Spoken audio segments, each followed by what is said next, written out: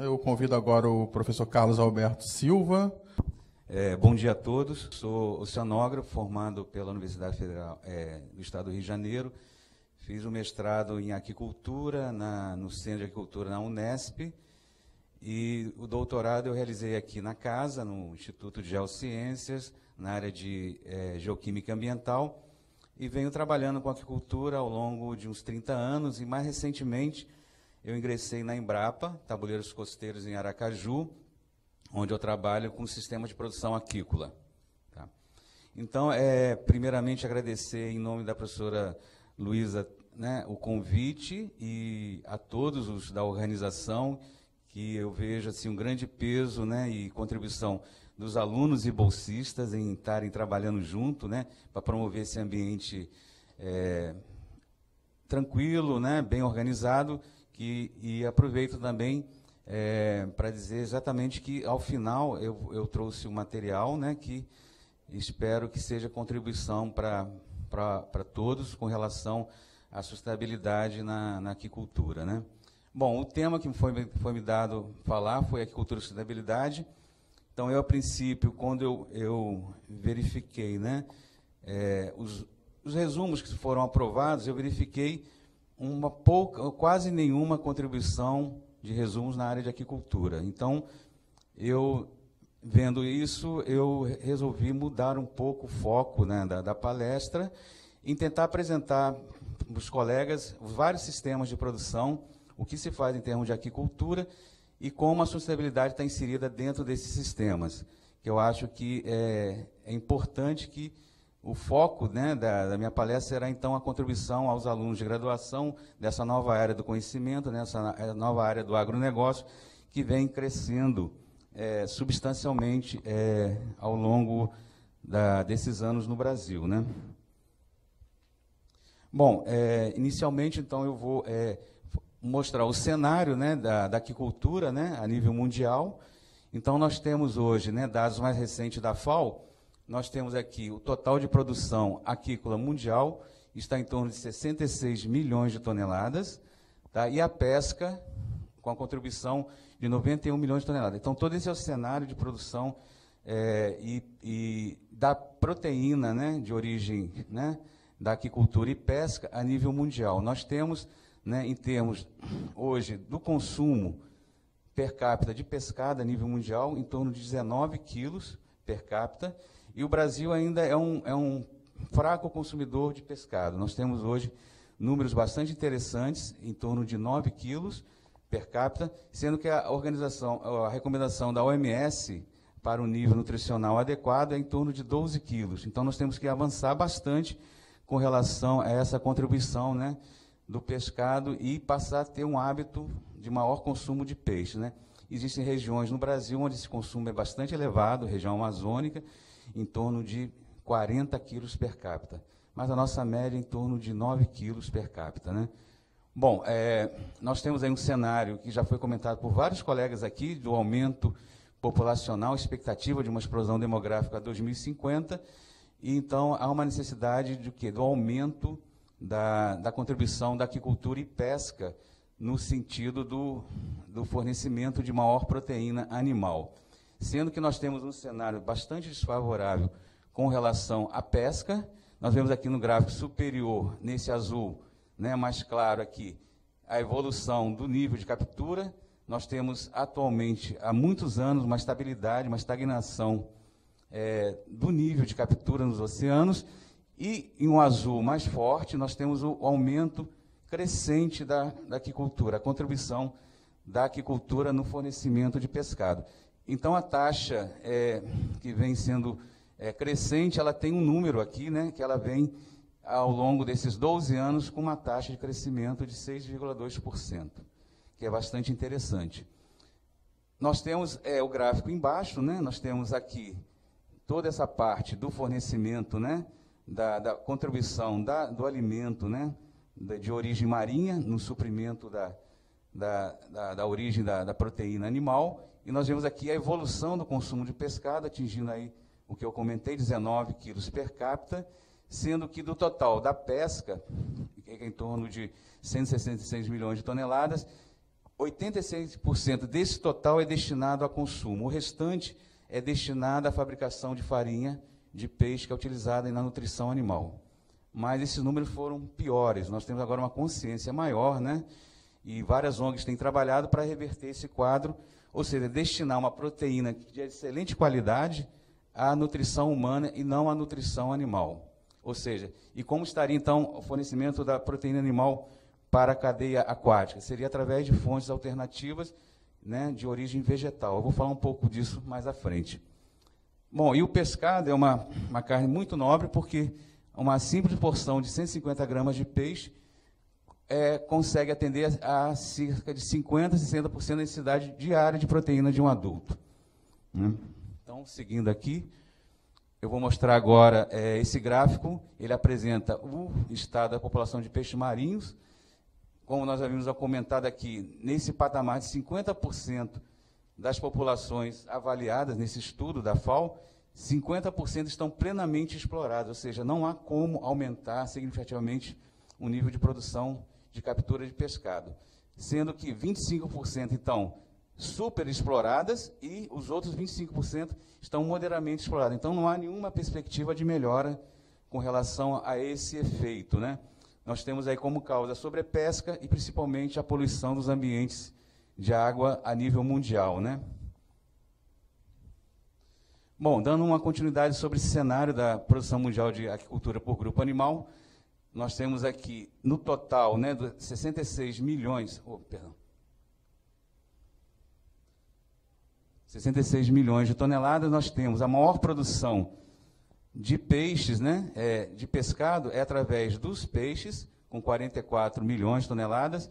Em segundo lugar, nós temos os moluscos e, em terceiro lugar, os crustáceos. Isso em termos de volume de produção. Mas, como verificando o valor percentual dessa produção, em termos econômicos, se mantém, né, em primeiro lugar os peixes, mas há uma inversão aqui desse ranking com relação a crustáceos, em segundo lugar, isso devido ao valor econômico dos crustáceos serem muito maior do que os moluscos, né?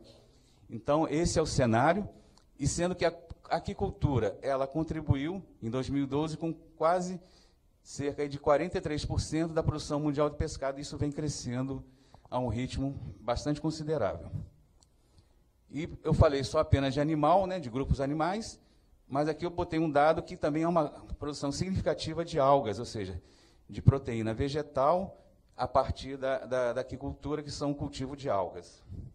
E que eu vou entrar um pouquinho em detalhe.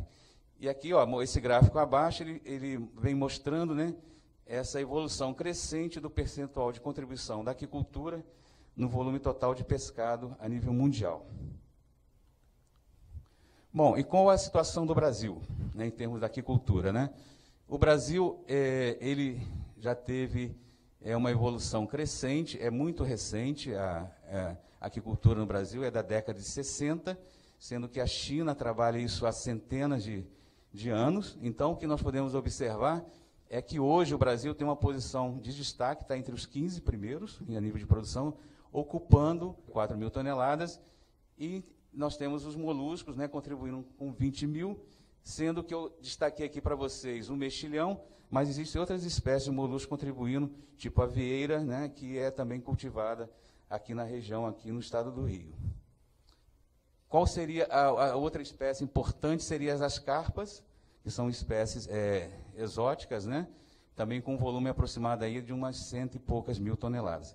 Mas esse ranking, ele foi atualizado agora em 2011, e nós não temos uma estatística tão precisa como a FAO, que a cada ano atualiza esses dados. Bom, então agora entraria, né, onde entraria o desenvolvimento, a sustentabilidade dentro da aquicultura. Então, o primeiro conceito, né, de desenvolvimento sustentável foi na Conferência Mundial do Meio Ambiente, em 1972, por Maurice Strong, onde ele preconizou, né, esses 6 pontos que devem nortear todo o desenvolvimento sustentável. Nós temos a satisfação das necessidades básicas, como a solidariedade com as gerações futuras, a população sendo envolvida nos projetos, preservação dos recursos naturais, meio ambiente em geral, elaboração do sistema social garantindo emprego, segurança e programas de educação. Ou seja, tudo isso só tem sustentabilidade se for feito investimento em educação. Acho que a grande palavra-chave para o desenvolvimento sustentável é a formação de recursos humanos, é a educação que está sendo feita em cima dessas novas gerações, né? Esse conceito ele foi reformulado, né, na Comissão Mundial, apenas assim, as expectativas, mas elas estão se confirmando, né? Em 97, ela afirmou, né, que a aquicultura contribuiria significativamente com o aumento, né, da segurança alimentar e diminuição da pobreza no mundo, tá? E elas são consideradas, né, importantes, tanto a pesca e a aquicultura, como as atividades estratégicas para cumprir esse papel da segurança alimentar. Muitas nações, elas vivem basicamente, né, da fonte da proteína oriunda da pesca, tá? Muitos países têm como principal fonte, né, a proteína de origem de organismos aquáticos. Bom, e nós temos mais recentemente, né, um conceito sobre, né, promessas, né, de negócios. Então, não a internet seria o grande negócio do século XXI, e sim a aquicultura. Não sou eu, Carlos, dizendo, é um economista, né, Peter Drucker, que afirmou isso recentemente. E isso devido a alguns fatores que nós vamos ver, né, daqui para frente, que é justamente problemas de conversão alimentar, de retorno dessa premissa em termos, na parte biológica, nós vamos comentar em seguinte. E mais recentemente, né, o professor Valente, foi meu orientador no mestrado, ele, trabalhando com aquicultura sustentável, ele preconiza esse conceito que ela é uma produção que deve remunerar adequadamente todos os meios de produção, ou seja, sem o retorno lucrativo, nenhuma atividade ela consegue evoluir e ganhar espaço. Só que ela tem que manter uma relação, né, harmoniosa entre os ecossistemas e envolver também as comunidades humanas locais. Tá? Então, esse é um conceito já dentro da área de aquicultura que está sendo já aceito e já fazendo referência em vários trabalhos. Bom, eu falei sobre, né, a situação, né, da aquicultura no mundo, sobre os conceitos das sustentabilidades atuais. Agora, o que é importante para uma espécie aquática ser eleita como uma espécie adequada a um sistema de criação. Então, isso é muito importante.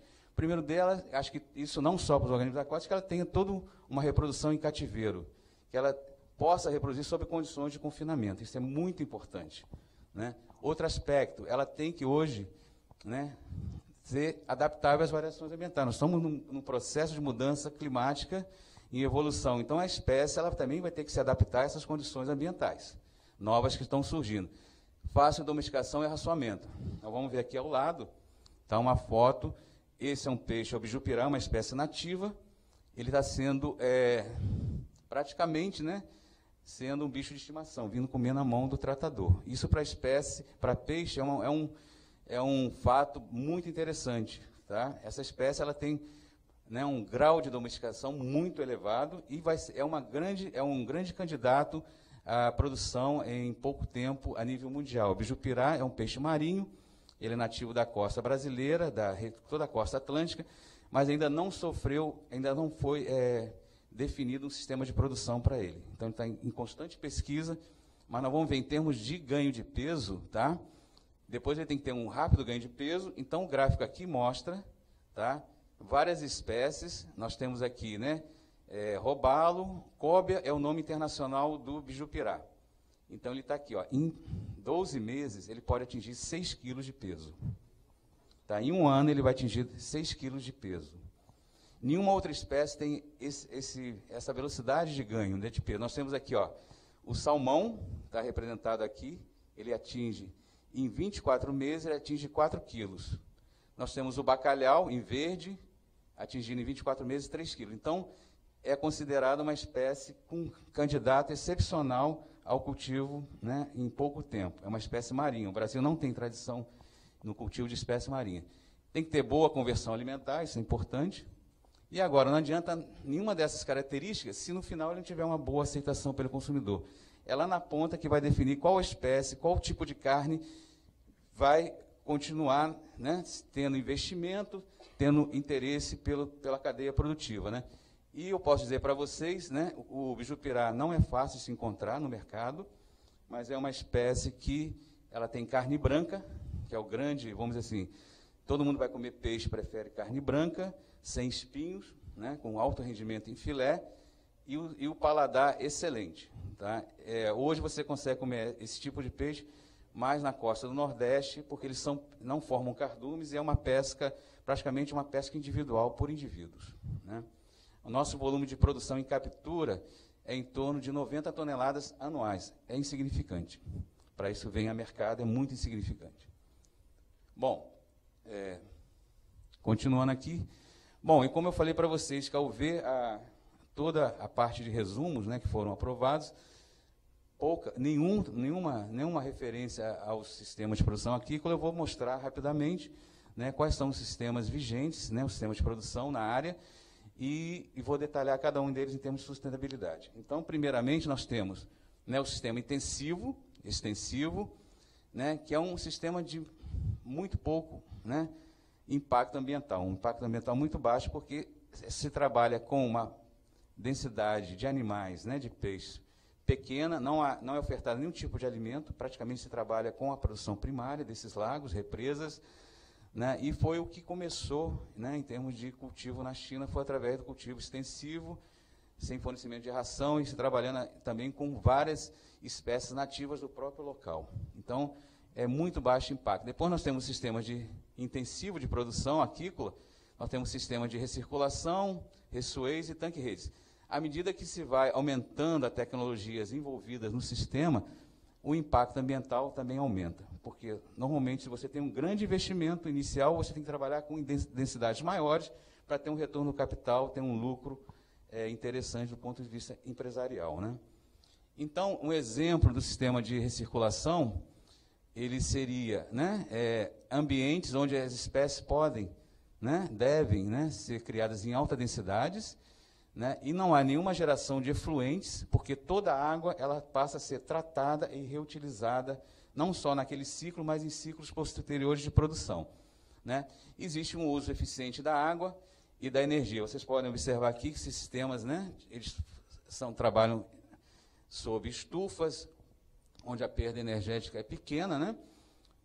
Só que não é um sistema muito caro para ser implantado, mas é uma tendência muito grande de se evoluir rapidamente, tá? Em função de que nós temos hoje problemas, né, de crise energética e crise da água a nível mundial, né? Bom, que é um sistema de recirculação. Como essa água é tratada? Então, aqui é um esquema comercial, isso você compra pela internet, se você quiser criar peixe na sua casa, você compra pela internet, isso vem dentro de um container, isso nos Estados Unidos o frete é muito barato.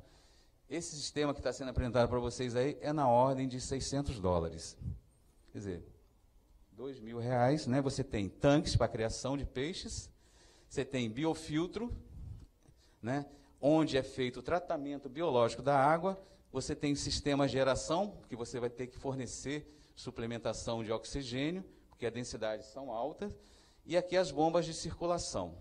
Tá? É um sistema compacto. O que faz o tratamento, né, dessa água são bactérias nitrificantes, que elas colonizam todo esse substrato. Anteriormente, quando eu comecei a trabalhar esse substrato, era conchas marinhas que você, né, adquiria na praia, quebra, são aquários marinhos. Hoje tem muitos aquários que têm conchas no fundo, mas para um suporte, uma escala de produção, hoje já tem problema ambiental, você não pode coletar concha. Então foi desenvolvido toda essa parte de elementos plásticos, né? Então toda a colonização de bactérias é feita sobre um substrato de plástico, né? Nós chamamos de mídia comercial, né? E para sistemas maiores, além do filtro, né, mecânico, que aqui ele é como se fosse um filtro de piscina, né? Tem a mesma finalidade, reter partículas sólidas de maior diâmetro, é necessidade utilizar um decantador. Nós vamos ver um estudo de caso, umas fazendas de camarão no Equador, onde o decantador ele é responsável por eliminar sólidos, suspensão, diminuir matéria orgânica e já vai contribuindo para o aumento da qualidade da água. Bom, um sistema de ressuei, tá, que é um sistema muito intensivo, que utiliza muita água. Tá? Esse é um sistema comercial, quer dizer, o que eu estou apresentando para vocês não são sistemas, são utópicos, são sistemas que estão sendo utilizados, né, a nível mundial. E esse aqui é de uma produção de rodabalho, que é um peixe plano, né, está aqui a foto dele, né, bastante consumido na Espanha, isso é na costa da Espanha, né. E essa fazenda é do maior grupo, né, de produção de salmão, também investindo em outras espécies. E aqui, nesse canto aqui, a gente vê, são tanques circulares, tá, com coberturas, né, de cor negra, para justamente absorver energia solar, aquecer o sistema. E a taxa, o que caracteriza esse sistema? Totalmente diferente do sistema de recirculação, é o fluxo de água dentro da instalação. É muito elevado. Agora, a próxima foto, próximo slide. Pode passar para mim. Aqui mostra o efluente da criação de rodabalho. Está aqui, olha. Vocês imaginam isso aqui, quantos metros cúbicos por segundo? Eu não tenho o dado exato, mas aqui uma foto mostrando essa baía e a intensidade de água que é levada para dentro dessa baía, mostrando a taxa de renovação desse sistema. Tá? Eu não sei se dá para ver perfeitamente por vocês, mas aqui, olha, o efluente, e aqui, ó, são peixes que se aproximam desse efluente. São tainhas, elas vêm comer o resíduo alimentar, as fezes dos peixes que são carreados junto com esse efluente. Então, qual o impacto disso? Haverá impacto? Certamente que sim, matéria orgânica chegando, mas, por um lado, os pescadores locais, a comunidade local, está se beneficiando, por quê? Basta você aproximar o barco aqui, você já tem os peixes concentrados. Então, isso, os pescadores não levantaram bandeira contra esse tipo de projeto, muito pelo contrário. E você tem aqui as aves também marinhas se alimentando de resíduos, porque a ração ela não é 100% aproveitada em nenhum sistema de produção aquícola. Então, isso vem como matéria orgânica particulada, e esses peixes aqui estão se alimentando e crescendo, utilizando esse alimento que seria desperdiçado. Tá? A água é com bomba, sistema todo de recirculação com bombas. Então, o custo energético é grande. Agora, é um peixe que os espanhóis adoram pelo conteúdo de gordura. São outros costumes, outros hábitos, né, gastronômicos. Né? Agora, avançando um pouco mais, nós temos a evolução no sistema, que são tanque-redes. Eles podem ser construídos com vários materiais, podem ser gaiolas de tela de nylon, ou podem ser gaiolas de tela metálica, depende do volume, né, que se quer, né, ter em termos de criação. E estão aqui, no caso de pequeno volume, são feitos em ambientes costeiros. Tá? Esse tipo de criação de tanque-redes de pequeno volume são ambientes costeiros, mas são espécies, né, de peixes, né, que toleram variação ambiental, porque vocês sabem que na costa existe muita variação ambiental, totalmente diferente de uma área oceânica. Né? E, seguindo um pouco mais, nós temos os tanques de rede de grande volume, que já são em regiões abertas, de mar aberto, são de grande volume. Nesse sistema aqui, as espécies que são criadas aqui, elas necessitam de ambientes estáveis, porque a pouca flutuação de temperatura, comparando em relação à área costeira, que tem influência do próprio continente, de rios, né, e áreas fechadas com pouca circulação, elas toleram correntes fortes e o cultivo aqui é extremamente intensivo. Vocês podem ver aqui um barco de apoio, né, que leva a ração, né, e permanece, né, praticamente trabalhando, né, em função dessa área que eles chamam de polígono de criação de peixes. Tá. E agora a tendência é essa evolução desses tanques serem submersos justamente para evitar as intempéries, né, do oceano, onde as condições são mais estáveis ainda do que na própria superfície do mar. Tá? Então, não são ainda em escala comercial, mas já tem protótipos sendo utilizados, né? E o bijupirá também seria criado nesses ambientes aí. Você vê os volumes aqui, ó, são 2.700 metros cúbicos, a profundidade onde são instalados são de 30 a 50 metros de profundidade. Então, todo o aporte de ração é feito por tubulação, né? E aqui é uma expansão visual ao longo, se essa rede, né, está tendo muita incrustação, se está havendo trocas de água. Então, a renovação aqui é 2 bilhões, né, de litros por dia.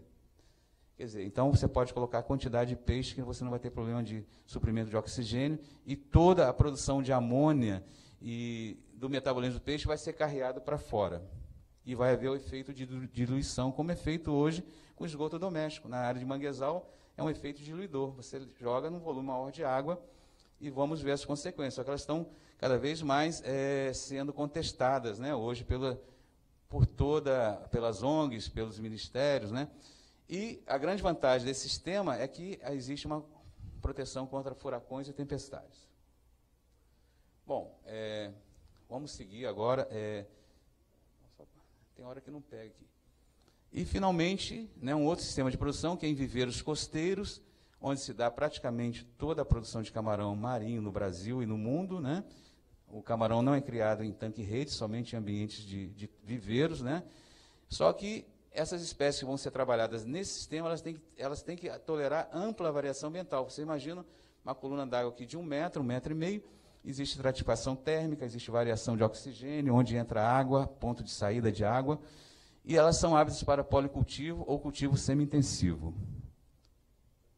Bom, vendo um pouco todo esse sistema, a gente já pode visualizar alguns impactos ambientais negativos do sistema de produção aquícola, né? Então, nós teríamos hoje, né, como eu falei para vocês, o consumo de recursos naturais, ou seja, uma boa parte da pesca ainda é utilizada para a produção de farinha e óleo de peixe, principalmente os peixes de nível trófico inferior, né? Ou seja, são os herbívoros, né? Os clupeídeos, são anchovas, sardinhas, que são transformadas em farinha de peixe.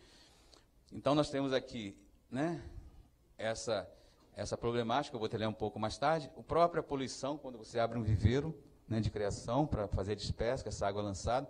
Aqui existe toda, né, uma degradação em torno da piscicultura e perda de habitat. A mídia adora, né, vir fotografar e colocar para vender jornal. Interferência na biodiversidade, escape de espécies exóticas e o conflito. Aqui o pessoal, cada um protestando, a minha área vai ser o quê? Turismo, então não pode ter gaiolas de criação de peixe, a minha área vai ser recreação, esporte aquático, né? Ninguém quer praias do Nordeste com, né, camarões, viveiros de camarões, porque o turista, né, aquilo tem um impacto visual, mas existe papel social da aquicultura a nível mundial, nós vamos detalhar. Pensei que fosse meus 10 minutos, até apavorei. Falei, será? Bom, vamos adiantar. Bom, voltando um pouco àquele sistema, né, dos tanque-redes, que a gente pode chamar polígono, a gente vê uma vista aqui. Isso aqui é a cidade de Gandia, tá, na costa mediterrânea, na França, na Espanha.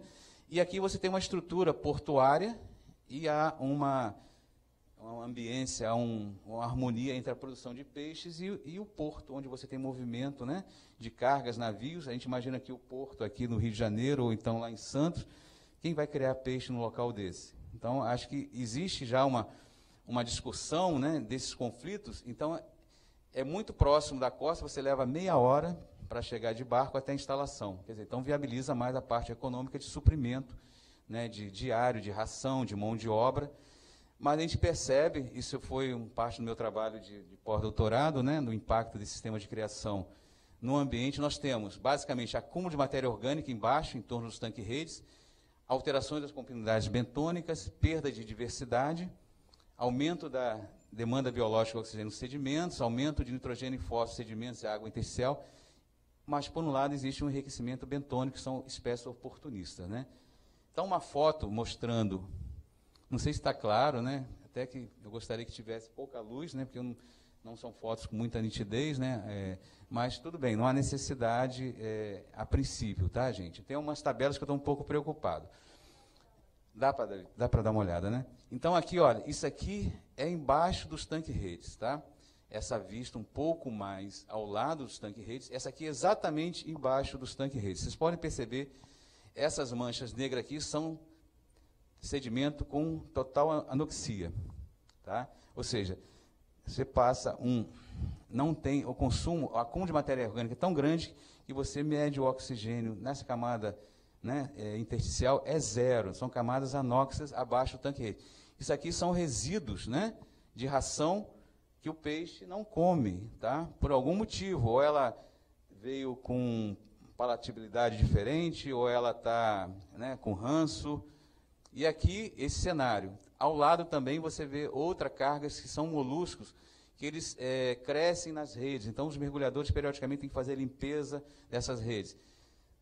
Percebem aqui, ó, um sedimento coletado, né, abaixo do tanque-rede, toda essa camada aqui, que deve ter aproximadamente uns 20 centímetros, é toda anox. E aqui embaixo já melhora um pouco.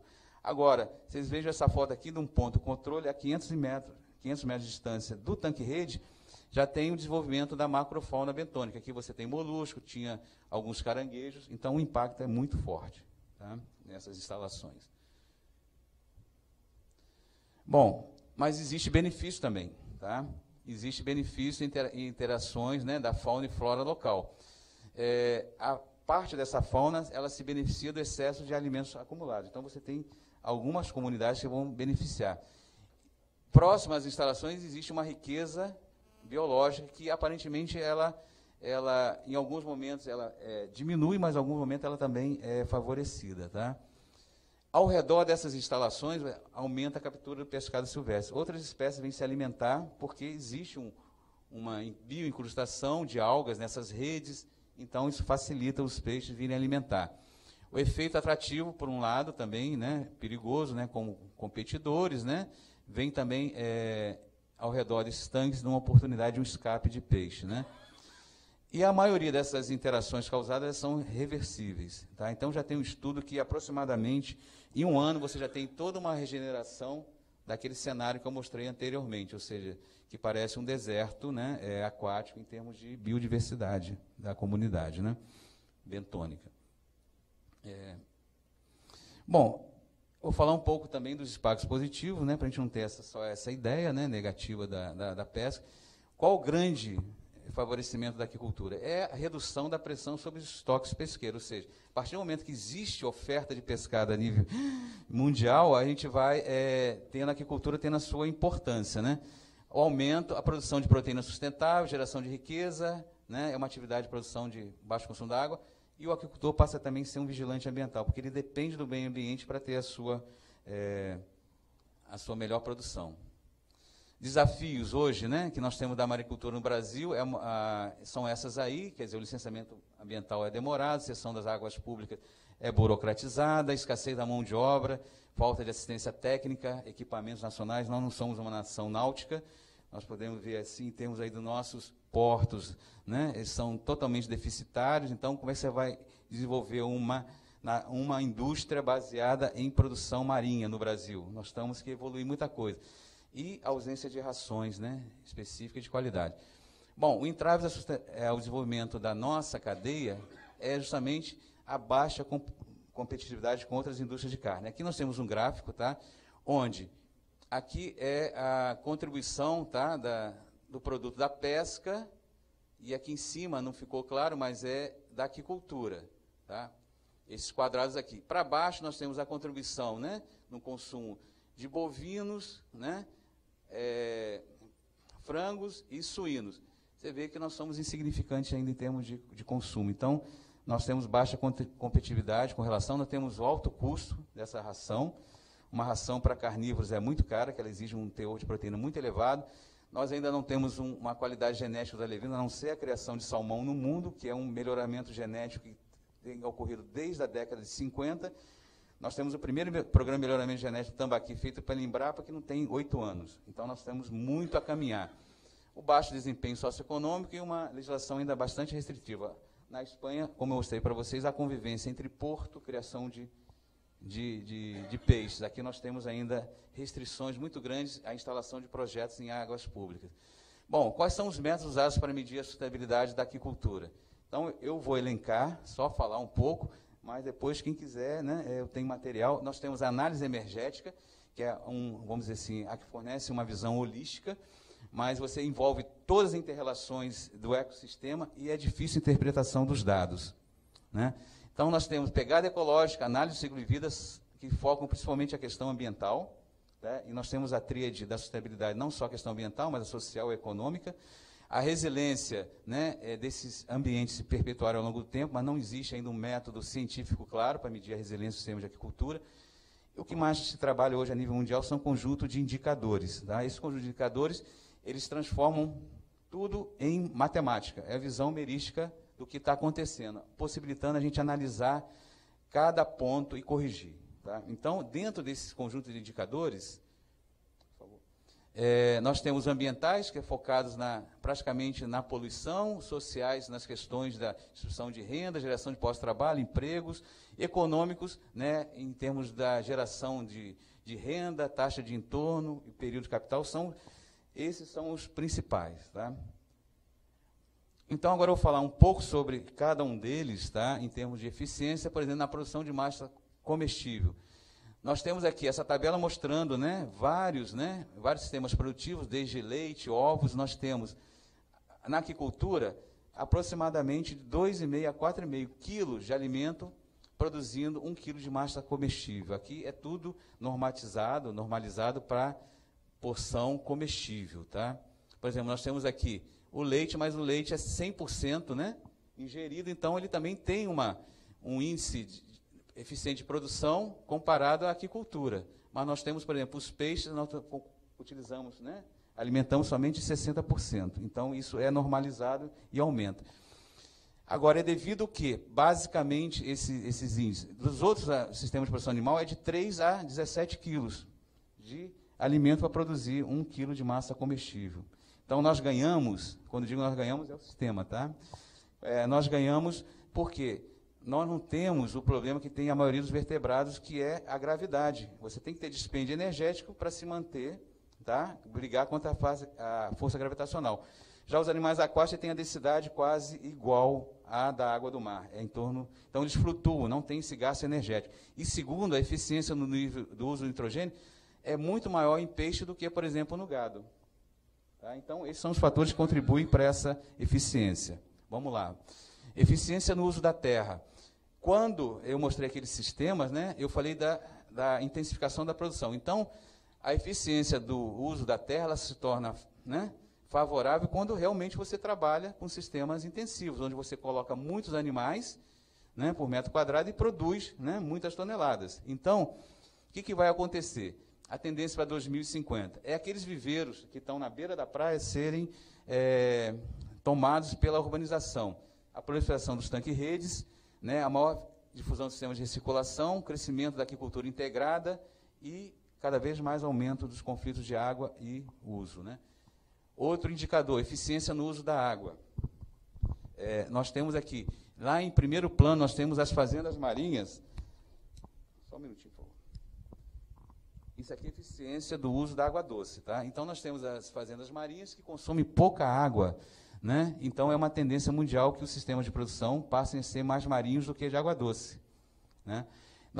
O sistema de recirculação, nós temos ali um uso entre 500, né, a 1.400 litros por quilo de produto. Em comparação, por exemplo, a produção de legumes é muito menor. Né? Nós temos aqui a produção de legumes, né? E depois nós temos arroz, quer dizer, isso aqui compara, de maneira geral, todos os sistemas produtivos. E a aquicultura ela contribui. Né? Nós temos, por exemplo, produção de algas marinhas. Tá? É o que utiliza mais eficientemente a água, praticamente até zero, né? Em termos, talvez no processamento. Nós temos, seguindo aqui, tá? Outros sistemas de extremo uso da água, maior do que 10.000 litros por quilo de produto. Né? Nós temos aqui as fazendas de camarões, né, consumindo bastante água, né, nos processos de tratamento, né, depois do beneficiamento. Aqui envolve a cadeia como um todo, é oferecer o camarão na ponta do consumidor. Mas quais são as tendências do uso da aquicultura? É justamente o crescimento desses conflitos na áreas, principalmente nas áreas secas, né, em zonas de produção aquícola, fechando muitas áreas de viveiros. Mas, novamente, vem o rápido desenvolvimento dos sistemas de tanque-redes crescendo, porque eles não vão competir com a água doce. Né? Por favor, outra. A tendência também é esses sistemas de recirculação tornarem cada vez mais eficientes, mais baratos, e nos sistemas de produção de arroz tradicionais da Ásia, se busca o quê? Trocar as espécies, que antes eram peixes, por espécies de maior valor econômico, ou seja, trocar peixe por camarão, como eu mostrei naquele, são valores maiores, né? Então a rentabilidade vai ser maior. E a Embrapa já contribui um pouco com essas tendências do uso, né, ao desenvolver sistemas de produção em zonas áridas, como é o sistema integrado dessalinizador, tilápia e a triplex, que é um sistema que, se tiverem interesse, tem comunicações técnicas, a gente pode fornecer. Ou seja, a água salobra do subsolo é dessalinizada, a água com mais concentração de sais vai para o cultivo de tilápia, e o efluente do cultivo de tilápia, que além do sal ela tem nutrientes, né, nitrogênio, alimenta aqui e não nutre o atriplex, que é essa erva sal que é utilizada na alimentação de caprinos, né? Bom, seguindo ao estudo de caso, né? Como é que a gente vê isso sendo incorporado pela indústria, não teórico em laboratório? Essa fazenda de camarão no Equador tem 1.000 hectares de lâmina d'água. Quer dizer, a profundidade, 1,45 m, ela usa uma recirculação de água, é a grande tendência, o aumento do sistema de recirculação, ela recircula 12% do volume da água diariamente. Tá? A área de produção, tempo de retenção desse sistema todo é de 2 dias, né? E qual o manejo diferenciado desse sistema aqui? Isso aqui é carcinicultura no Equador, tá, gente? É a utilização de probióticos, que vai contribuir com aumento da qualidade da água. Isso veio não porque ele acha bonito, é porque, aqui mostra um gráfico, em 2000 o sistema teve uma perda considerável de 70%, tanto em produção, aqui são libras de peso, devido a doenças, né? Surtos de viroses e bacteriose no sistema de produção marinho de camarão. Tá? Então, o que ele fez? Ele começou a recircular água. Tá? Ou seja, a fonte de entrada de vírus, bactérias, é justamente o próprio ambiente, o bombeamento dessa água para dentro das fazendas. Então, ele fechou o circuito, né? E aqui mostra, né, o grande carrasco deles foi essa doença aqui, a doença do ponto branco, que ela aniquila todos os camarões antes do peso comercial. Então, quais foram as tecnologias? Trabalhar tudo com sistemas fechados, né, protegidos, que nós chamamos de berçário, ou seja, não existia esse tipo de tecnologia de berçário, eles incorporaram. Mas isso não é um só detalhe, né? Além disso, eles passaram a fazer um sistema de tratamento de água para uma fazenda de 1.000 hectares. É uma coisa que há pouco tempo não se imaginava. Isso é recente, tá? 2013. Tá? Aqui nós temos a entrada, a captação da água. Ela passa um sistema de sedimentação, que é aquele que eu tinha comentado com vocês, né? Olha, a água do rio passa por sistema de decantador, olha como é que ela fica, e a água recirculada já incorporando já uma produção primária, já um pouco mais esverdeada. Eles perceberam que se eles recirculassem muito a água, ou seja, se eles trocassem muita água, a produtividade de sobrevivência cada vez diminuía. Então, por quê? A estabilidade. O vírus está já no sistema, qualquer flutuação de condições ambientais, a virulência ela volta a ser forte. Então, é acometida todas as populações. Né? Bom, eu vou estourar o tempo também, acho que eu tenho direito, né? Mas não posso, né? Agora eu cobrei da comissão organizadora. Então, quais são as vantagens competitivas desse sistema? A estabilidade do parâmetro físico-químico, que faz com que a produção seja otimizada. Nós temos alto índice, níveis de oxigênio são mais estáveis, porque o movimento contínuo da água dentro do viveiro promove essa homogeneização.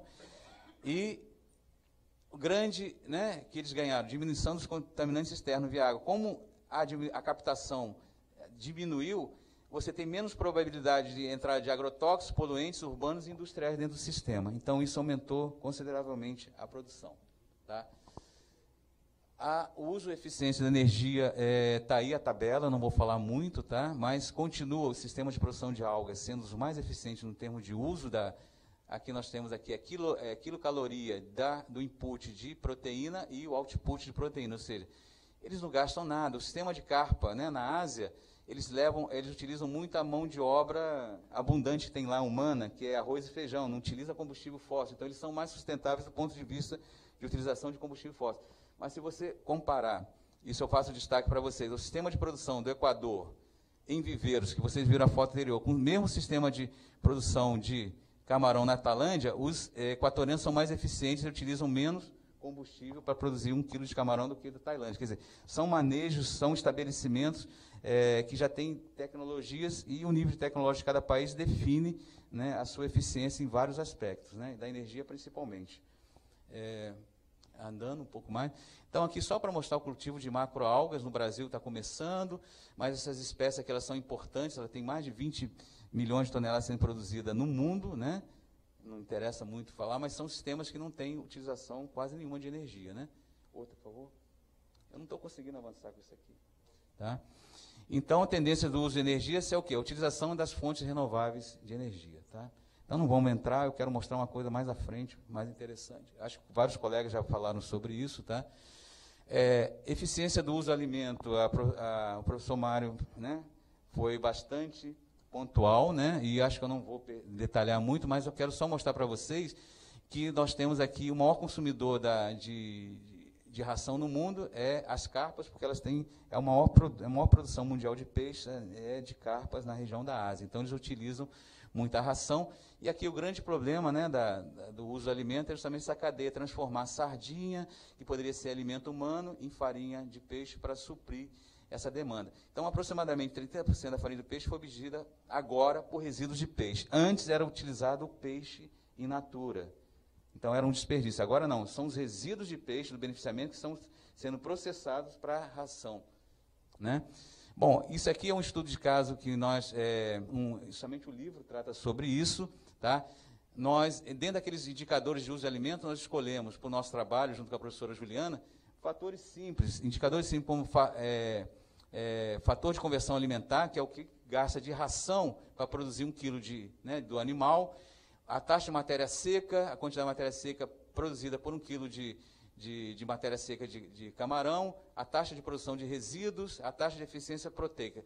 Depois vocês podem ler, mas eu quero mostrar para vocês o seguinte, nós fizemos isso no estuário do rio Vaza Barris, lá em Sergipe, onde a carcinicultura familiar, os viveiros, né, que tiveram conversão alimentar abaixo de 1, tá? Ou seja, gastou menos de 1 quilo de ração para produzir 1 quilo de camarão, eles se mostraram muito mais sustentáveis, não só por esse aspecto, mas talvez pelos outros aspectos da TPE, que é a taxa de produção de resíduo, pela taxa de eficiência proteica, porque nós conseguimos verificar, não só através dessa relação, mas nós medimos a entrada de nitrogênio, fósforo dentro do sistema, um balanço de massa de nitrogênio e fósforo. Existem viveiros que eles têm um papel amigável com o meio ambiente, eles são sumidores de matéria orgânica, são os que estão aqui em verde. E outros viveiros em vermelho são geradores de matéria orgânica para o meio ambiente. Tá? Então, isso foi feito lá na carcinicultura e está sendo utilizado como uma ferramenta para discussão sobre a viabilidade de produção de camarão em áreas de APP.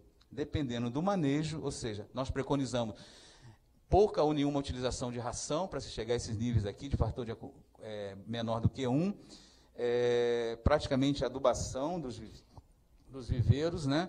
E esse trabalho, alguns vão ter, né, vão poder agora, no sorteio, talvez, né, terem o livro, mas eu vou passar o link pela internet também para vocês. Tá?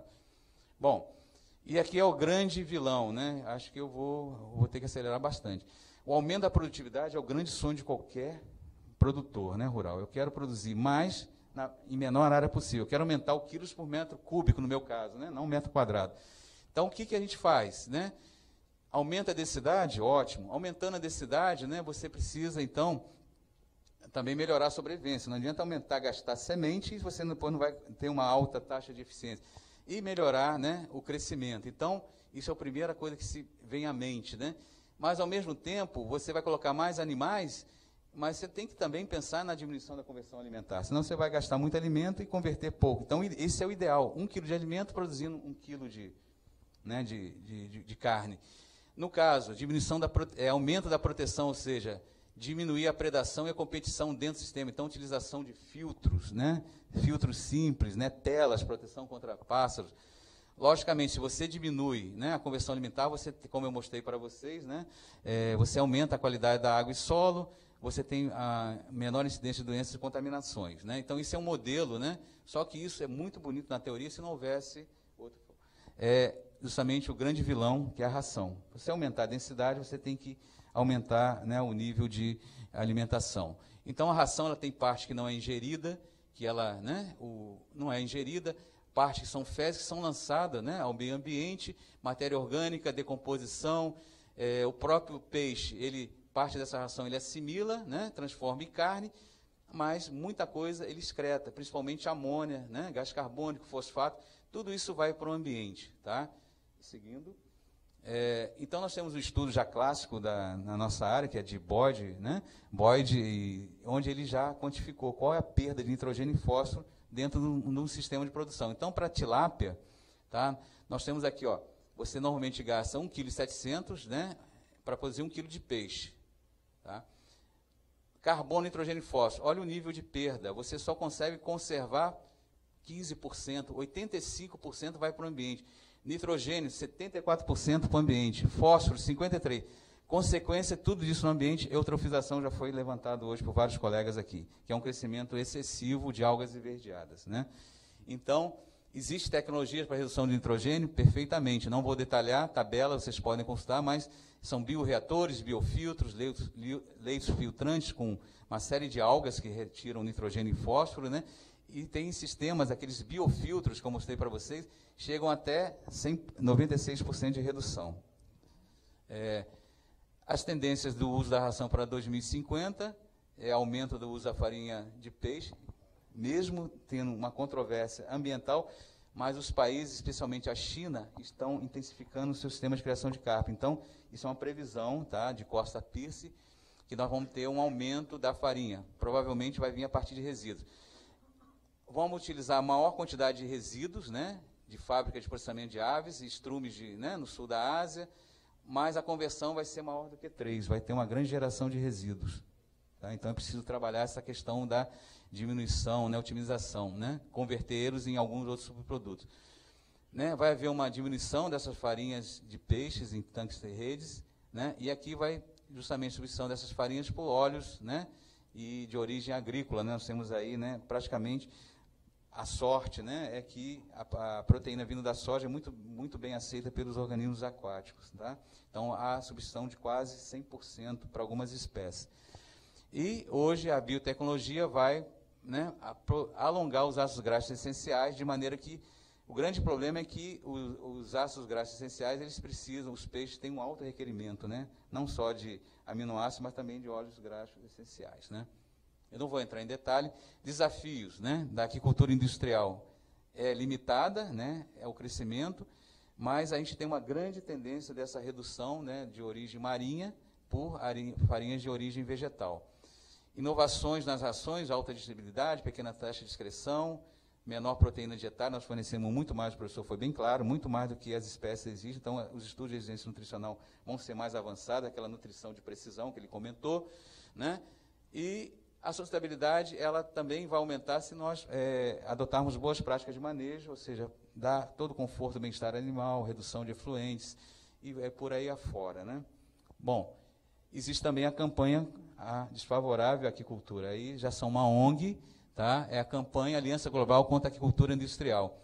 É contra a proliferação do sistema de produção de salmão. Eles utilizam o mesmo esquema da produção da indústria tabaqueira, né, contra a indústria tabaqueira. Aqui são salmões sendo queimados, né, produzindo, né, câncer, né, seria, né? E aqui seja um bom cidadão, não consuma, né, salmão no mundo. Tá? Isso já tem várias campanhas e elas estão cada vez mais crescentes a nível mundial. Bom, tendências da produção no mercado aquícola. Hoje nós temos a aquicultura convencional de baixa aceitação, porque ela não agrega valor e tem, né, baixo preço. Hoje o que está muito em voga é a aquicultura multitrófica, vou falar um pouquinho, e a aquicultura ecológica, né, onde todos eles têm agregação de valor e certificações. Tempo esgotado. Além já deu os 10 minutos? Pelo amor de Deus.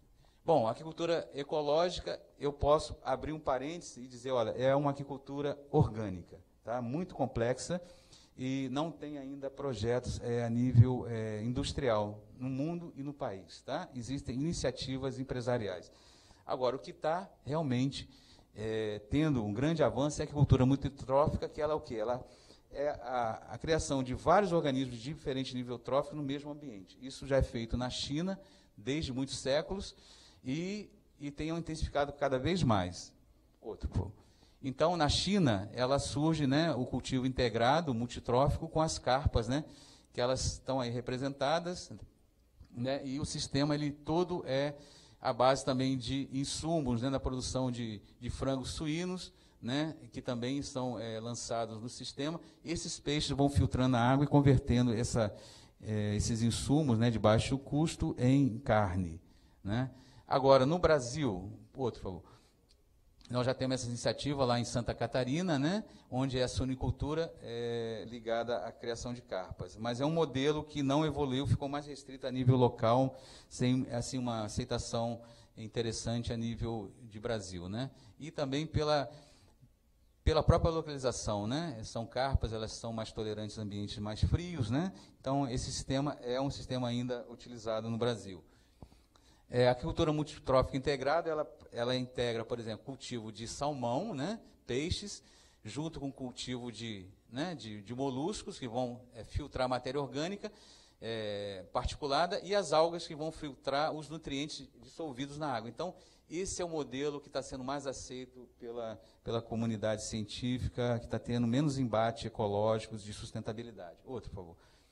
E no Canadá, ele é a criação de salmão, balsas e mexilhões, né?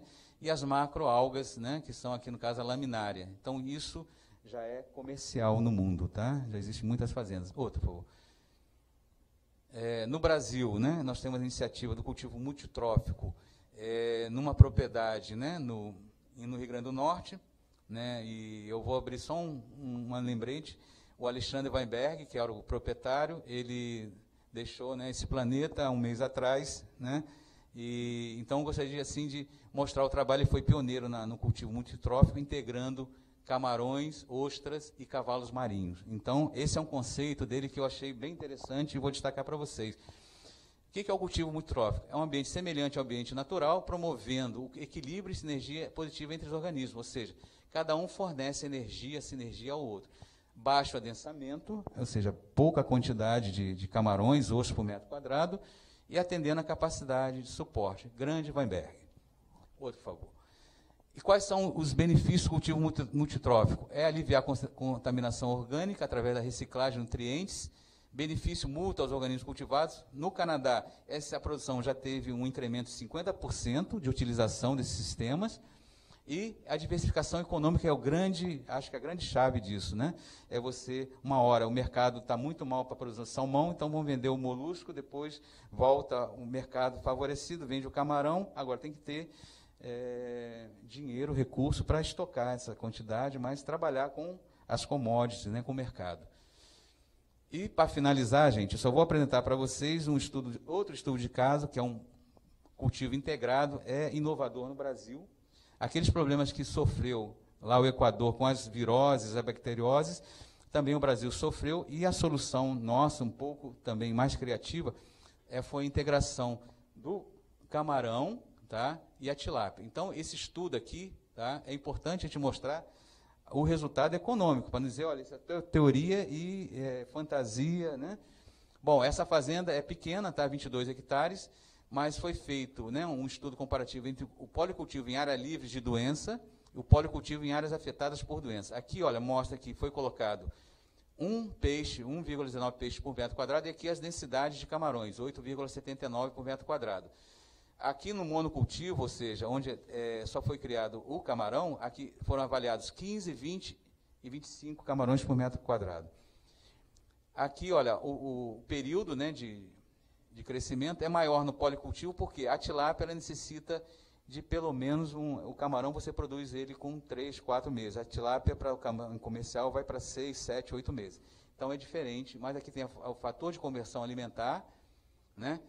Importante, só se alimenta a tilápia, o camarão ele vive, ele aproveita o dejeto, as fezes da tilápia, e vamos à frente. Mostra, por favor, outro. Ah, tá, desculpa. Então, aqui mostrando, né, a quantidade, né, de custos totais, né, e aqui quanto foi, né, produzido, né, de quilo por biomassa. Tá? Nós temos aqui 4,54, aqui juntou tudo para o mesmo volume. Tá? Né, para aquilo. Aqui tem a produção de tilápia e de camarão. Aqui nós temos os valores de camarão. Só um pouquinho mais à frente.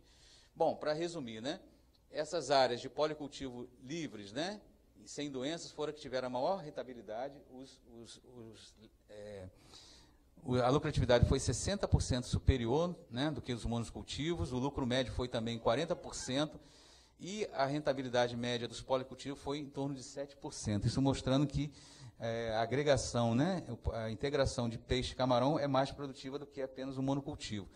E o maior lucro operacional foi em policultivo em áreas livres, 21.123, né, reais por hectare ano, uma rentabilidade em torno de 40%.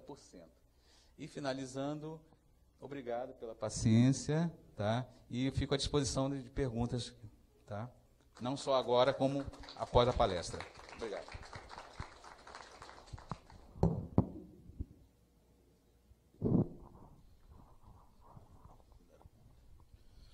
Gostaria de agradecer ao professor Carlos Alberto. E a gente tem uma pergunta aqui do grupo.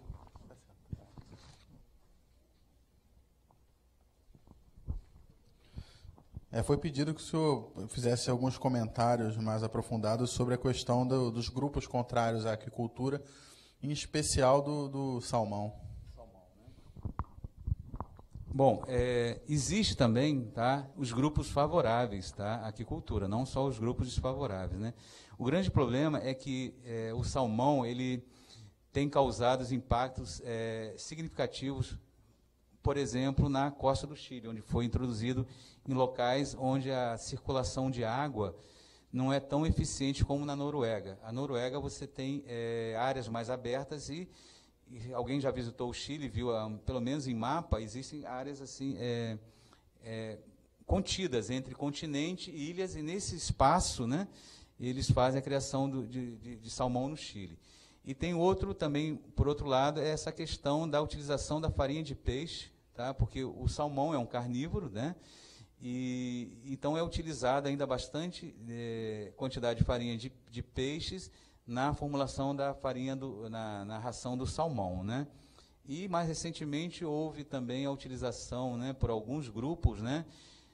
Isso não está totalmente comprado, mas a mídia vincula, né, a utilização de hormônios de crescimento, né, alguns antibióticos na produção de alevinos, né? Então, esses grupos contrários, elas aproveitam essas notícias, né, não tão fundamentadas cientificamente, para promover, né, essa campanha contra o consumo do salmão.